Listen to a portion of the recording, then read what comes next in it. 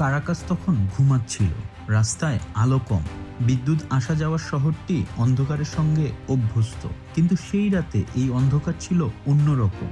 আকাশে অচেনা শব্দ, দূরে বিস্ফোরণ, আর একটি দেশের প্রেসিডেন্ট যিনি জানতেন না এই রাতটাই হতে যাচ্ছে তার ক্ষমতার শেষ অধ্যায়। রাত তখন নিস্তব্ধ, কিন্তু এই নীরবতার ভেতরেই আকাশে উঠছে শতাধিক বিমান, মাটিতে এগোচ্ছে বিশেষ বাহিনী। এই অভিযানের নাম অপারেশন অ্যাবসলিউট রিজলভ। এটি শুধু একটি গ্রেপ্তার নয়, এটি ছিল স্নায়ুযুদ্ধের পর লাতিন আমেরিকায় সবচেয়ে বড় মার্কিন সামরিক অভিযান। এটি কোনো গণ অভ্যুত্থান নয়, এটি কোনো গৃহযুদ্ধও নয়, এটি ছিল বিশ্বের সবচেয়ে শক্তিশালী রাষ্ট্রের একটি সরাসরি বার্তা: ক্ষমতা থাকলে সীমান্ত কোনো বাধা নেই। এই গল্প নিকোলাস মাদুরোর গ্রেপ্তারের, কিন্তু এর অর্থ ভেনেজুয়েলার চেয়েও বড়। নিকোলাস মাদুরো সবসময় যুক্তরাষ্ট্রের চোখে একজন বিতর্কিত নেতা। 2013 সালে হুগো শাভেজের উত্তরসূরি হিসেবে ক্ষমতায় আসার পর থেকেই ভেনেজুয়েলা ধীরে ধীরে একটি গভীর অর্থনৈতিক সংকটে পড়ে। মুদ্রাস্ফীতি, খাদ্য সংকট, ওষুধের অভাব, সবকিছু একসাথে। 2013 সাল থেকে প্রায় 80 লাখ মানুষ দেশ ছেড়ে পালিয়েছে। ডোনাল্ড ট্রাম্পের ভাষায় এই সংকটের দায় মাদুরোর। ট্রাম্প আরও এক ধাপ এগিয়ে বলেন, মাদুরো নাকি নিজের কারাগার ও মানসিক হাসপাতাল খালি করে অপরাধীদের যুক্তরাষ্ট্রে পাঠাচ্ছেন। প্রমাণ নেই, কিন্তু রাজনৈতিক ভাষণে এটাই যথেষ্ট। ট্রাম্প প্রশাসনের অভিযোগ, মাদুরো যুক্ত মাদক পাচারের সাথে। বিশেষ করে দুইটি নাম সামনে আনা হয়: ট্রেন দে আরাগুয়া এবং কার্টেল দে লস সোলেস। এগুলোকে বিদেশি সন্ত্রাসী সংগঠন ঘোষণা করা হয়, কিন্তু বিশেষজ্ঞরা বলেন কার্টেল দে লস সোলেস আসলে কোনো একক সংগঠন নয়। এটি একটি শব্দ যা ব্যবহার করা হয় দুর্নীতিগ্রস্ত সামরিক ও রাজনৈতিক কর্মকর্তাদের বোঝাতে। ডিইএ এর নিজস্ব রিপোর্ট বলছে, যুক্তরাষ্ট্রে পৌঁছানো কোকেনের 3/4 আসে প্রশান্ত মহাসাগরীয় পথে। ভেনেজুয়েলা একটি ট্রানজিট পয়েন্ট, মূল উৎস নয়। আর ফ্যান্টানিল, তা আসে প্রায় পুরোপুরি মেক্সিকো সীমান্ত দিয়ে। তবু মাদুরো হয়ে ওঠেন একটি প্রতীকী শত্রু। 2025 সালের জানুয়ারি ট্রাম্প দ্বিতীয় মেয়াদে ক্ষমতায়। এরপর ঘটনাগুলো দ্রুত বদলাতে থাকে। মাদুরো ধরিয়ে দেওয়ার পুরস্কার দ্বিগুণ, ক্যারিবিয়ান ও প্রশান্ত মহাসাগরে নৌ হামলা, 30টির বেশি আক্রমণ, 110 জনের বেশি নিহত। ট্রাম্প প্রশাসনের দাবি এটি একটি আন্তর্জাতিক সশস্ত্র সংঘাত। আইন বিশেষজ্ঞরা বলেন এগুলো বৈধ সামরিক লক্ষ্য নয়। এখানেই প্রশ্ন উঠে, আইন কে লিখছে আর কে প্রয়োগ করছে? অক্টোবরে ট্রাম্প প্রকাশ্যে বলেন তিনি সিআইএ-কে ভেনেজুয়েলার ভেতরে গোপন অভিযান চালানোর অনুমতি দিয়েছেন। এর মানে যুক্তরাষ্ট্র আর কূটনৈতিক চাপেই সীমাবদ্ধ নেই, এটি সরাসরি রেজিম চেঞ্জ টেরিটরি। ডিসেম্বরের প্রথম হামলার কথা স্বীকার করা হয় একটি ডক এলাকাতে। বিস্তারিত কিছু বলা হয়নি, নীরবতাই ছিল এই যুদ্ধের কৌশল। মাসের পর মাস ধরে মার্কিন গোয়েন্দারা একজন মানুষের প্রতিটি পদক্ষেপ নিখুঁতভাবে পর্যবেক্ষণ করেছে। নিকোলাস মাদুরো কোথায় ঘুমান, কি খান, কোন পথে চলেন, কি কাপড় পরেন, সব কিছু।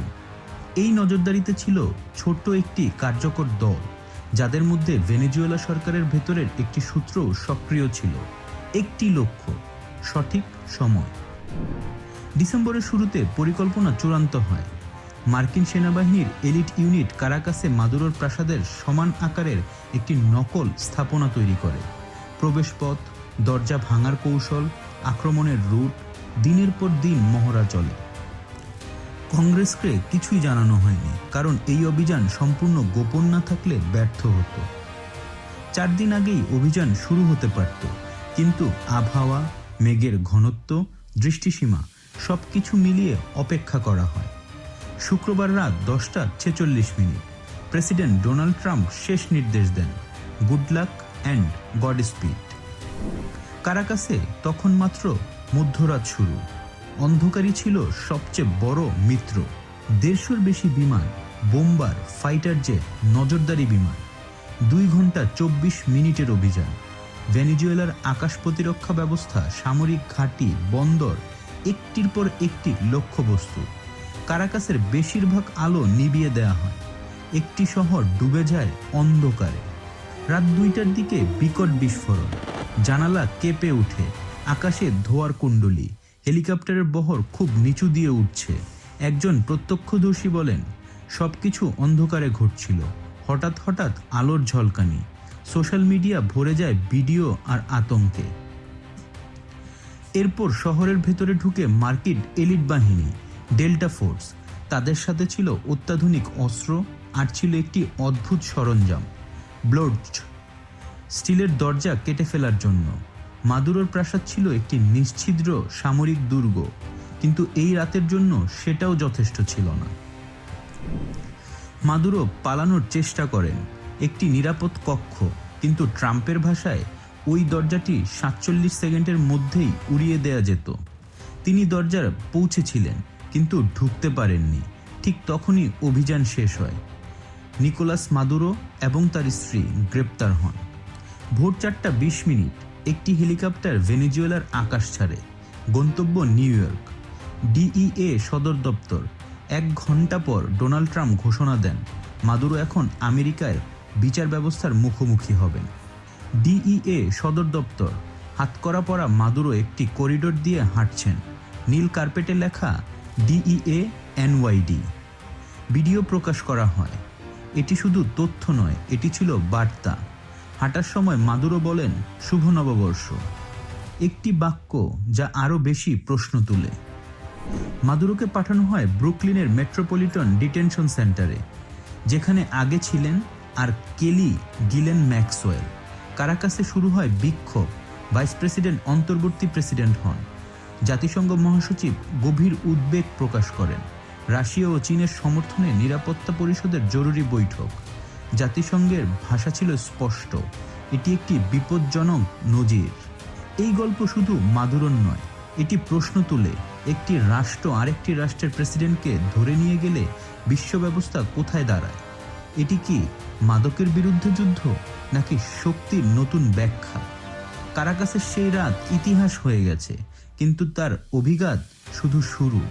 কারণ আজ মাদুরো, কাল কে? বিশ্ব এখন দেখছে আইন শক্তিশালীদের জন্য, না, শক্তি আইনের ঊর্ধ্বে। আপনি কি ভাবছেন? নিচে কমেন্ট করে জানাবেন। ধন্যবাদ।